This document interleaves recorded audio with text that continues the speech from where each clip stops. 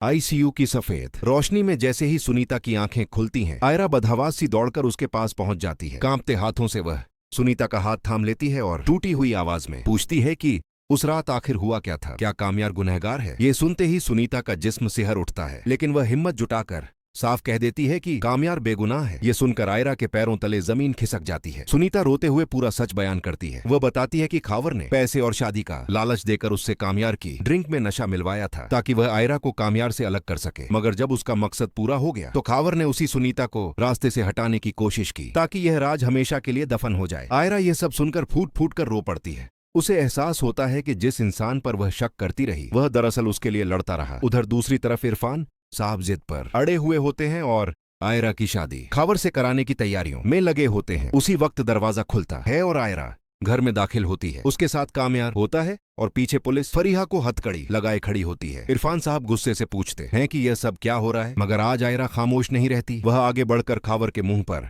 जोरदार तमाचा जड़ देती है और अपने पिता को होश में आने को कहती है। आयरा सबके सामने सच खोल देती है। वह अपने मोबाइल से सुनीता का रिकॉर्ड किया हुआ बयान चला देती है। पूरा घर सन्न रह जाता है। खावर भागने की कोशिश करता है मगर कामयार उसे पकड़ लेता है। बरसों का दर्द और गुस्सा एक ही पल में बाहर आ जाता है। इसी बीच फरीहा अपना आपा खो बैठती है और चीखने लगती है कि वह आयरा को किसी भी हाल में नहीं छोड़ेगी, लेकिन पुलिस उसे और खावर दोनों को घसीटते हुए ले जाती है। इरफान साहब की आंखों में शर्म उतर आती है। वह कामयार के सामने सिर झुका लेते हैं और माफी मांगते हैं कि उन्होंने उस पर भरोसा नहीं किया। कामयार शांत आवाज में कहता है कि उसने खुद को सिर्फ आयरा के लिए बदला था, मगर अब उसका दिल पूरी तरह टूट चुका है। वह आयरा से कहता है कि वह यह शहर छोड़कर हमेशा के लिए जा रहा है। उसके लिए सबसे बड़ी तसल्ली यही है कि आयरा अब महफूज है। कामयार दरवाजे की तरफ बढ़ता है मगर आयरा दौड़कर उसका रास्ता रोक लेती है। वह उसके सामने घुटनों पर बैठ जाती है, रोते हुए उसका हाथ थाम लेती है और कहती है कि अगर आज वह चला गया तो आयरा जी नहीं पाएगी। उसे सजा दे, उस पर गुस्सा उतारे, मगर उसे छोड़कर न जाए। आयरा की आंखों में तड़प